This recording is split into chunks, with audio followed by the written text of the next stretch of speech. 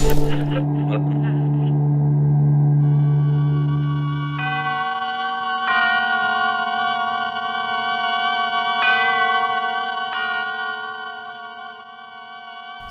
Intelligence presents a special Halloween performance of the terrifying tale The House in Cypress Canyon, featuring Liz Pace, Kyle Wallace, Chris Rohrbach, Eric Eichenberger, Gretchen Teague, Paul Epps, John Whitmer, Sean Nevels, Billy Bruner, Lisa Anderson, Beth McIntyre, and Melisma Phillips, in a tale well calculated to keep you in suspense.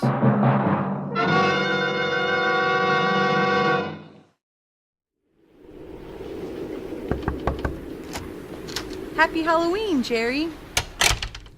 Hey, Jerry. How's the real estate business? This real estate racket gets any crazier, I'll be dead by next Halloween. I'm glad you two could come over here, though. Please, come have a seat. What's on your mind, Jerry? You'll probably laugh when you hear this, but you two are my friends. I had to tell somebody. Well, you sound like it's serious. Well, that's just it. I don't know what it is. Now listen, you know those houses up in Cypress Canyon? Mm-hmm. Well, all they got were foundations, just concrete and a couple of beams. Well, they're finished now. In fact, I'm putting up this for rent sign on the last of them today. So what's wrong with them? Well, listen, Sam, this house I'm talking about, it's got a number now, 2256. But before, when the men went back to work on it about 3 months ago, well, they just started. And then the foreman, he brought me this shoebox he had found up on a beam. And this box had a manuscript in it, a story kind of, all written out. Yeah? Well, he gave me the thing. I read it. I didn't think much about it. I put it in my desk. But the other day I happened to drive there, and I saw the number on the house and what the house looked like, and I thought of this manuscript. I don't like it, that's all. There's just something funny about it. Well, what's funny about it? Well, listen, guys, I want to read it to you if you got the time. Then you'll see what I mean. Go right ahead. We don't have anywhere to be. Well, here's how it begins. To whom it may concern, my reasons for setting down on paper what follows here will be abundantly clear to anyone into whose possession it may fall. First, let me say that I'm a very ordinary person. My name is James A. Woods. I'm 35 years old. By profession, a chemical engineer. My wife, Ellen, was a school teacher. There's nothing in our past lives to suggest any cause or reason for the dreadful thing that has invaded our lives. Last Saturday afternoon, only 4 days before Halloween, we were driving into town on our way to a movie when Ellen saw it. Jim, look! What? That sign in front of that real estate office. Oh, yeah. For rent, furnished, 2-bedroom house, immediate occupancy. Yeah, Aren't you gonna stop? They probably want $600 a month. Well, we'll never know until we ask. If it's any good at all, there are probably 50 people fighting over it. Well, honey, we really need a place to stay. You really want to go back? Oh, it's probably foolish, but what can we lose? Okay. Oh, darling, come on. Cheer up. How do you know? Maybe our luck's changed. Maybe fate's gonna give us a nice new house for a Halloween treat.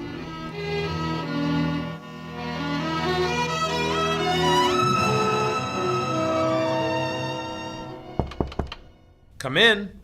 Oh, we're sorry to bother you, but we just happened to see that for rent sign outside and... Oh, yeah. I just hung it outside a couple of minutes ago. Is the house available? Sure it is.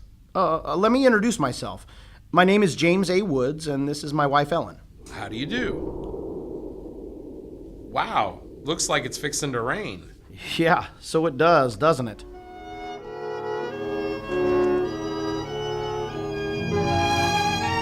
The real estate agent had just been authorized to put up his sign when we drove up. It was just an ordinary little house about halfway up Cypress Canyon, number 2256. Just an ordinary little house.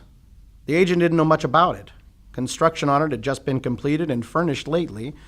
Of course, we didn't care about that. Got only one key. Of course, you can have duplicates made. Seems to stick a little. Oh, well, there it is. Doesn't sound as though that door's ever been opened. Well, a little oil on the hinges will fix that all right. Oh, sure. Well, now, here's your living room. Furniture's a little dusty, of course. You gotta expect that. It's good furniture, though. You'll see. Uh-huh. Now, over here's a little den. Radio, fireplace. Really a very attractive little room. Sure. Now, the bedroom's off the living room here. Oh. It's quite nice, I think. Oh, yes, uh-huh. That's about all there was to it. Wasn't the best place in the world. It was small and badly built, but what would you have done? We took it with as little inspection as that. It was the Saturday before Halloween. Ellen began unpacking, and I began moving things around and taking the worst of the pictures off the wall, doing all the little things that everybody does when they move into a new place. Where should I put these boxes? Put them in the closet. I can't. Both the closets are jammed full. No, I mean the other one in the little alcove off the den. At least there's a door there. I suppose it's a closet. I guess you'll have to help me with this door. I can't get it open. Let me see it. It's locked. Where are those keys we found in the desk? Oh, here they are. Nope, not this one. Sure this one won't work. Nope. Feels like an awful solid door for a closet. That's the one solid door in the house. Nope, this one won't do either. Well, we'll just have to get a locksmith up here on Monday. Yeah, all right. Jim, if you could just help me move this armchair. Yeah, but it's almost midnight. In fact, it's exactly What was that? cat, I guess. Out in the brush somewhere. It sounded near. I hope that doesn't go on all night. Oh, there isn't much we can do about it. Come on, Ellen, I'm dead tired. All right, Jim. Where'd you put the toothpaste, honey? It's right in the medicine cabinet. Oh, yeah. Jim, we ought to get some firewood tomorrow. A fire in the living room would make all the difference in the world. Well, I guess it would be Jim, some cat out there. Jim, it sounded in the house. Oh, now how could it be in the house, Ellen? We've been over every inch of the house.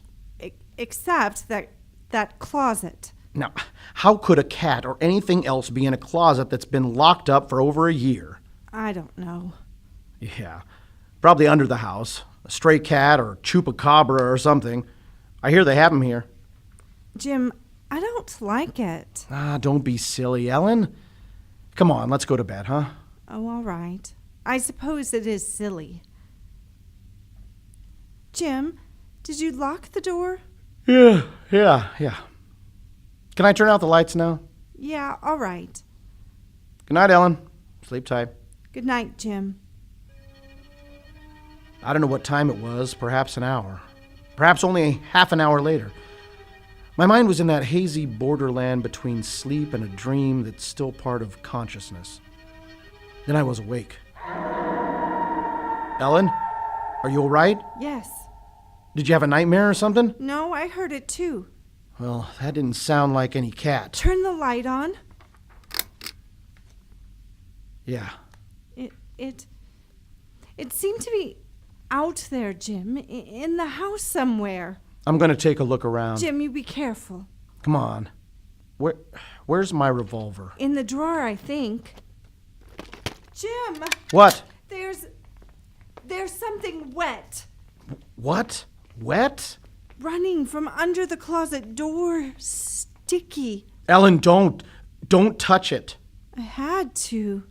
Jim, it's blood.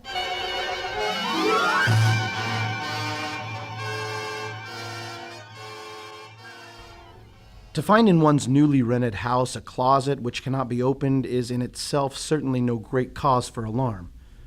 But to be awakened by unearthly cries within that house, to find blood oozing from beneath a closet door, that's another matter. We got out of the house in a panic, and only returned when we had the moral support of 2 policemen. You, just moved in here, right? That's right, officer. You can see we're still unpacking. Well, where is this closet? Oh, it's right in here, officer. And the blood? The blood is... Where? Where's the blood? Jim. Officer, I swear to you, there was blood on the floor less than an hour ago. I saw it. Uh-huh. It was running out from under that door. We heard that noise and we got up and then we went and saw it. The door was locked. Locked, huh? Oh, no, I... Well, it seems to be all right now. Hey, you folks aren't trying to be funny, are you? Isn't there anything in it? No, ma'am. If you think I'm lying, I didn't say that, mister. Oh, you probably did hear some sort of noise, and you got a little panicky, and What about the blood? It got on my hands. It isn't there now, is it? Yes. Where? I feel it. Nah, you folks just take it easy. You know, you're liable to hear all kinds of noises up in these canyons at night. I'm sorry, officer. It's all right. Now, if you have any real trouble, call on us anytime. Good night. Good night.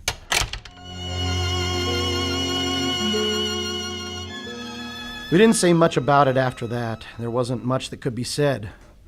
The next day I went down and bought some candy and Halloween decorations to get ready for trick-or-treaters. There was an uneasiness between Ellen and me that had never been there before. She was tired and listless. Several times during the day I noticed her washing her hands with a brush, scrubbing the one that had touched the blood. That night we each took a sleeping pill and went to bed.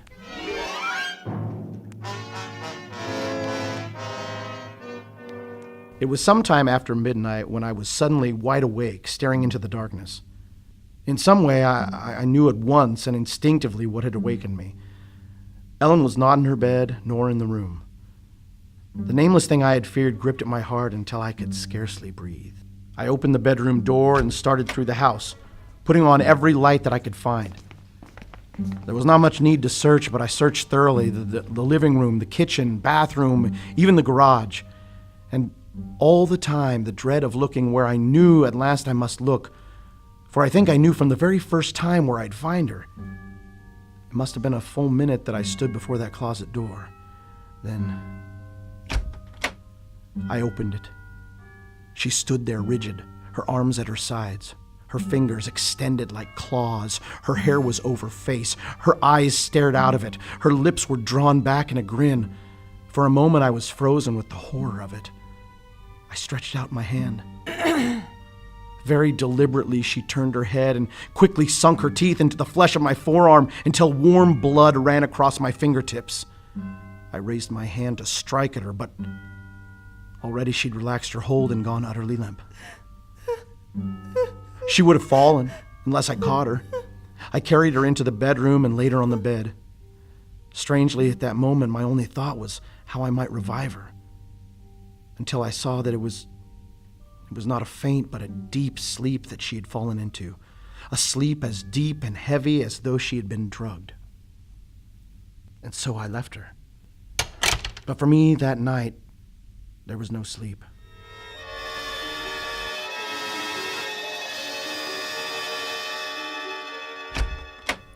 Jim, Yes, Ellen? what are you doing up so early? Oh, I got a little restless. Went out to make some coffee. Oh, I had the most wonderful sleep, and I feel so rested. Do you? Mm-hmm. Jim, What?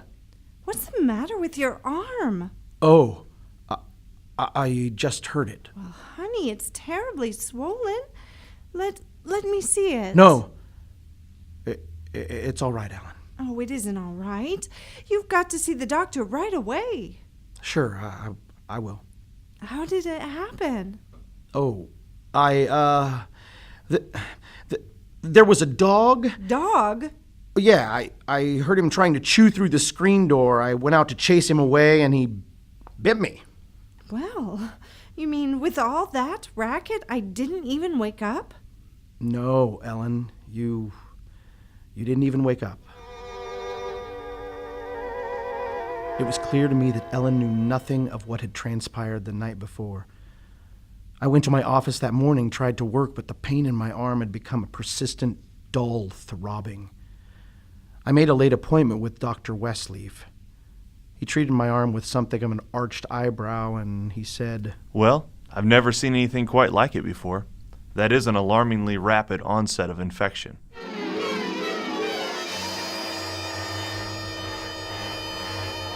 It was dark when I left his office. I hadn't realized it was so late. Driving home, my car seemed sluggish until I saw the speedometer. And I realized I had my foot to the floor. I was racing home to prevent something before it was too late, before the darkness conspired against me. For somehow I already knew with certainty that it was the darkness and the night that I had to fear. The curves of the canyon seemed endless. Then the cold fear reached up inside me. My house, too, was dark. I went up slowly to the stone steps from the road, looking, praying for some sign of life or light. There was none.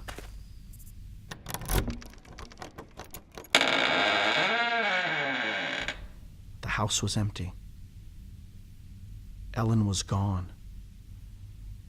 I looked with the same self-torturing thoroughness, and in that closet first of all. Knowing as I did so it was hopeless, and so, alone in that empty house, I waited, powerless, helpless now, deadened in the thought and will, empty as the house itself, save only for the overwhelming sense of a terrible foreboding. Something in the early hours of the morning. I snapped on the radio. Why? Surely a minor question now. I only know that I did. And then I heard it. Residents of the Laurel Canyon subdivision are being advised to stay indoors until the perpetrator is apprehended, and police announced that the area is safe and secure. What? If you are just tuning in to our program, there is a report that a man has been attacked and injured in the Laurel Canyon area. Condition is thought to be critical. Emergency responders have been called out to the scene. I was there almost before the police, edging my way through the little crowd, staring down at the man lying there in his white uniform, stained crimson red under the streetlight. Yeah, the milkman. Poor guy. I heard him scream, but when I got here, he was just like this. All right, stand back, stand back. Please, stand back. What the hell, you again? I heard it on the radio. I live just down the road. Yeah, I remember. What happened? Well, take a look. Maybe you can tell us. He was dead, and he was lying on his back, and his throat had been torn out as though by the fangs of some wild animal.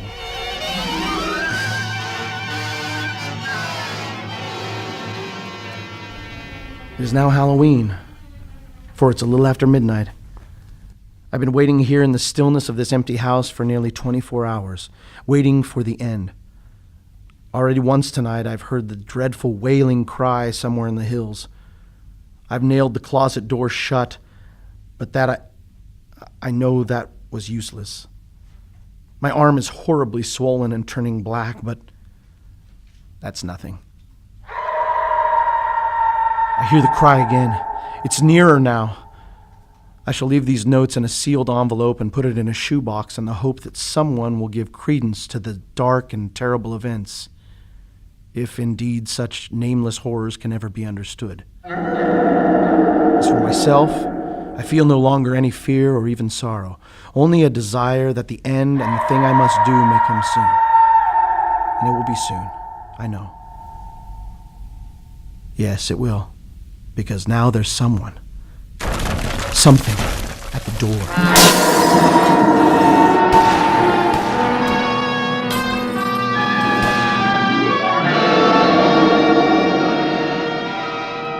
Something at the door. Huh. What do you make of it, Sam? It's quite a story. My goodness. That's what I thought.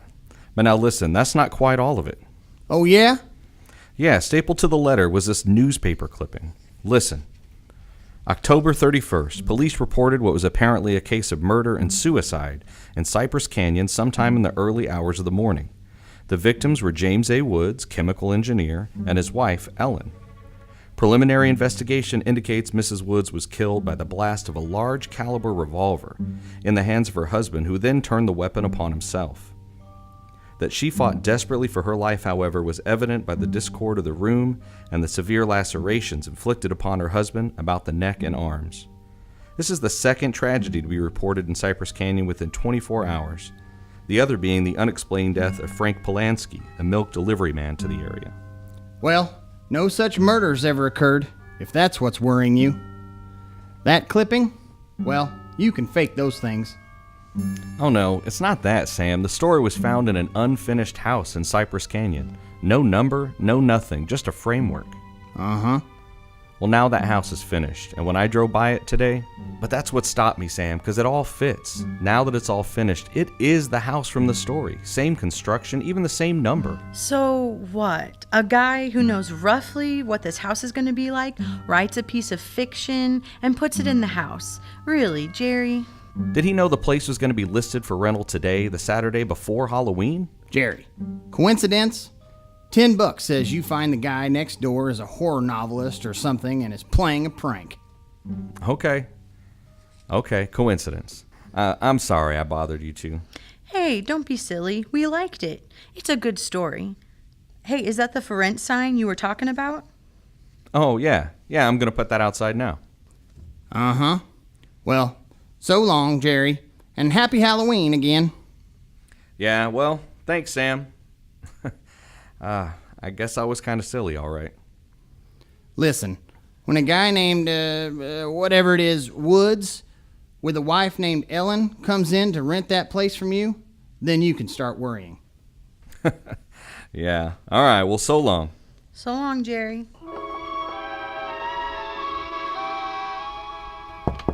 Come in. Oh, we're sorry to bother you, but we just happened to see that for rent sign outside.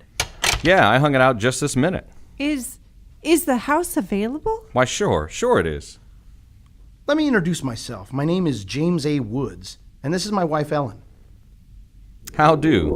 Wow, looks like it's fixing to rain. Yeah, it does, doesn't it?